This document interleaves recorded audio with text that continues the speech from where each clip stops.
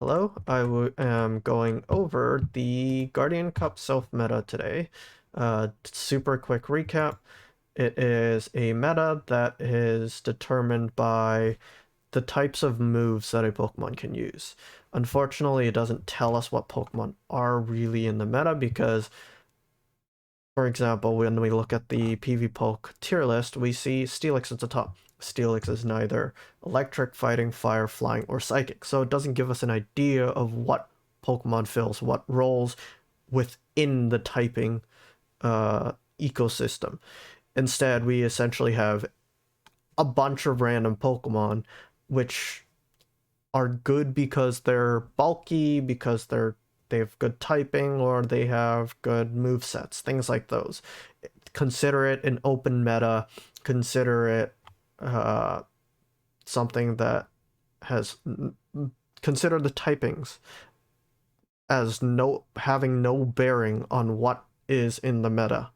Um, so when we look at open metas, we look at it between the roles of tanks, fighters, and flyers. At the top, you already see the three roles being seen in the top three Pokemon. Machamp being a fighter, losing to Mantine, which is a flyer, and beating Steelix, and then the cycle continues. So obviously Mantine has a little bit of reverse coverage against Steelix depending on whether it uses Bubble or whether it uses Wing Attack, but the primary roles are here. So within these primary roles, tanks will actually have the smallest, I guess, pool of Pokemon to choose from, which is tends to be always the case because steel types are usually banned in these metas. We have Bastion unbanned, we have Studfist banned, um, and I guess Lantern banned as well. So when we look at this, when we look for more steel types, we see Skarmory, which is more of a flying than anything else, a flyer.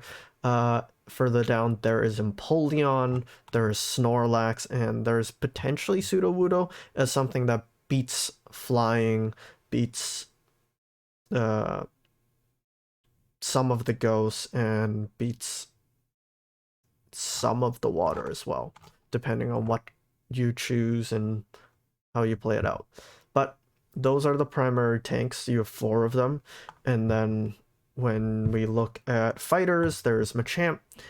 And then usually it includes the waters. We have technically Ninetales as kind of a Steelix counter, doing okay against some other stuff. But we have Alomomola, Castform, Vigoroth as a counter user to beat these steel type Pokemon, to beat these rock type Pokemon, to beat these normal type Pokemon. And then as an anti-fighter, we have no shortage of those as per any open meta.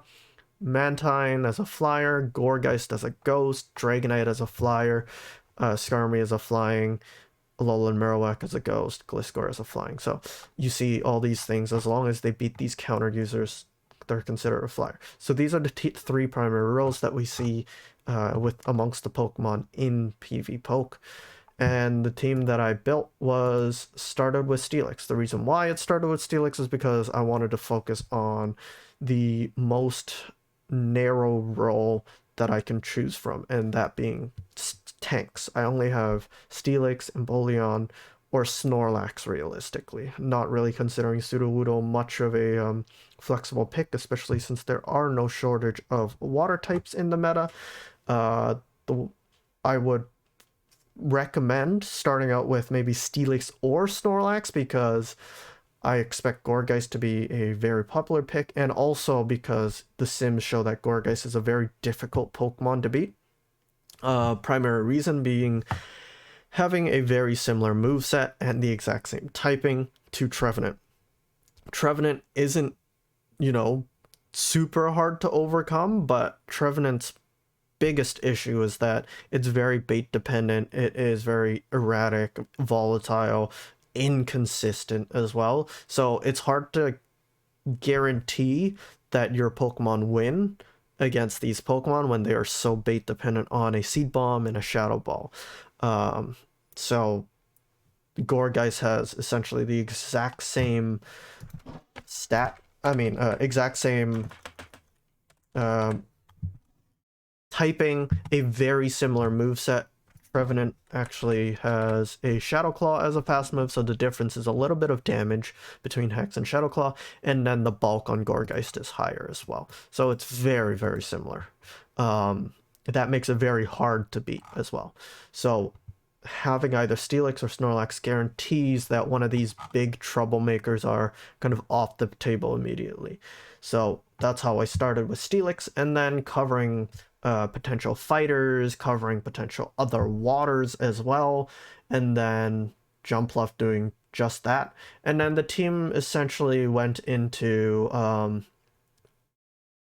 different ways to deal with Steelix, different ways to deal with Goregeist, different ways to deal with Machamp as well, which is why we have so many flyers. So the nice thing about this team is that, yes, I have 4 flyers, but they all do different things. So when I look at Steelix, Jumpluff, Talonflame, Gliscor, all can fight Steelix. When I look at water types, Jumpluff and Dragonite can deal with water. When I look at Goregeist, which is grass, I can deal with it using Jumpluff, Talonflame, or Dragonite. When I look at electric, Jumpluff and Dragonite, Jumpluff, Gliscor, and Dragonite as well. So I am using every dual typed flying possible to cover my own weaknesses.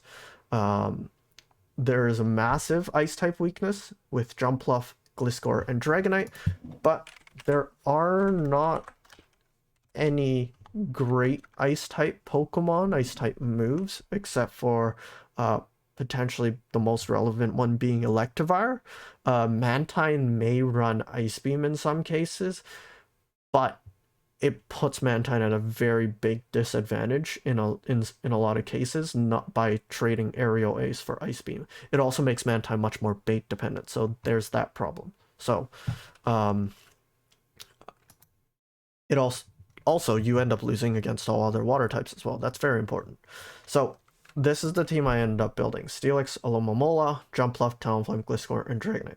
So the cores, first of all, the most rigid, inflexible role I mentioned being the tanks, which is why I ended up with Steelix. I started off with Steelix, but the most flexible category of Pokemon is flying.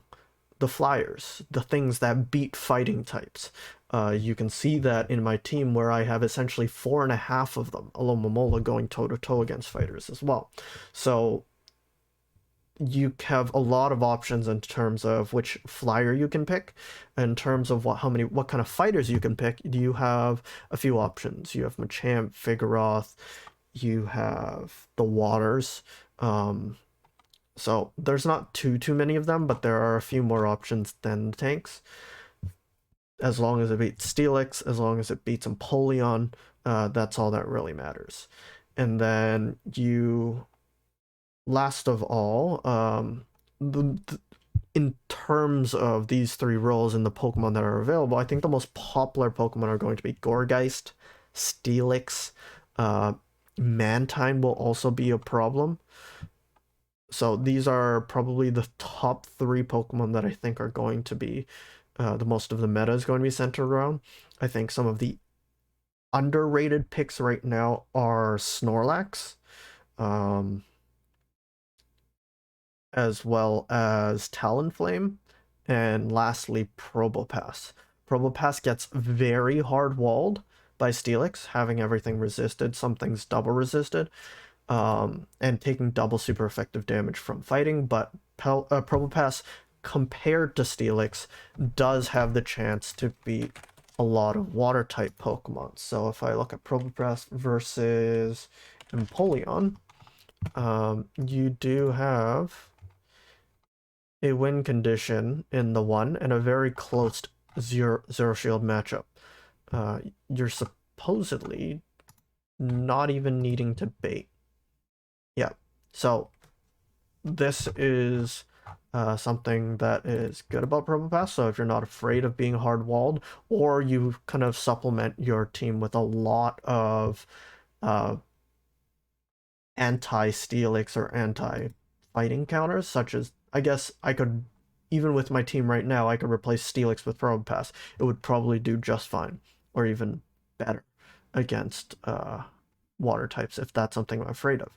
But the team that I built was heavily targeted against Gourgeist. So, yeah, that's it. Very quick recap on Guardian Cup, the team that I built, what I think of the meta, and how I think you should approach it.